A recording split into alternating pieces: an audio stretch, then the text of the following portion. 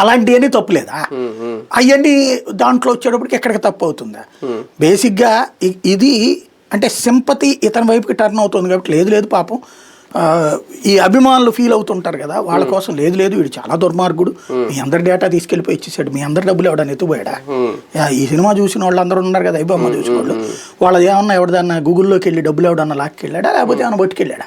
మరి 50 లక్షల మంది డేటా చౌర్యం అయితే అదో నాటకం, అదొక జస్ట్ ఏంటంటే లేదు అతను చాలా క్రిమినల్ అని మనల్ని ఫీల్ అవ్వడానికి చెప్పే మాట. రెండోది ఏంటంటే బెట్టింగ్ యాప్లు ఇంతకుముందు లేదు, బ్యాన్ అయిన తర్వాత ఆడు పెట్టడానికి కూడా లేదు. ఇంకోటి నువ్వు సోషల్ మీడియా ప్లాట్ఫామ్లకు సంబంధించి ఇండియన్ చట్టం ఉంది, దాని ప్రకారం బెట్టింగ్ యాప్ పెట్టకుండా నువ్వు చట్టంతో ఆపాలి.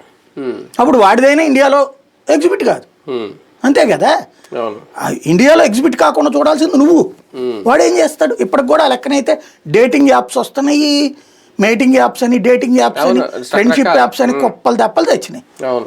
అదేదో ఈ మధ్యకాలంలో మానసిక ప్రశాంతత కోసం మీకు ఒక అమ్మాయి ఫోన్ కాల్ కావాలంటే ఇస్తాం, దానికి ఒక 500-1000 రూపాయలు వేస్తే అది మాట్లాడుద్దట మనతో. సెక్సువల్ ఫీలింగ్స్ గురించి మాట్లాడడానికి ఒక అమ్మాయి నెంబర్ ఇస్తాం, అమ్మాయిలకు అబ్బాయిల నెంబర్ ఇస్తాం. ఇవన్నీ నడవట్లేదు మరి. అయ్యన్నిటికీ అడ్వర్టైజ్మెంట్ ఇదేమి ఇవ్వలేదు కదా బేసిక్ గా. ఆడు చేసింది ఒకటి తప్పు, ఖచ్చితంగా తప్పే. అదేంటి వేరే వాళ్ళది హ్యాక్ చేసి సంపాదించడం అనేది తప్పే.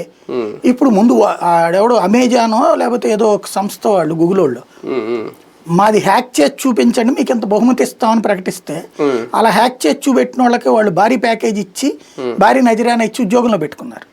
నిజంగా నన్ను అడిగితే ఐబొమ్మ అతన్ని వీళ్ళు ఉద్యోగంలో పెట్టుకోవాలి.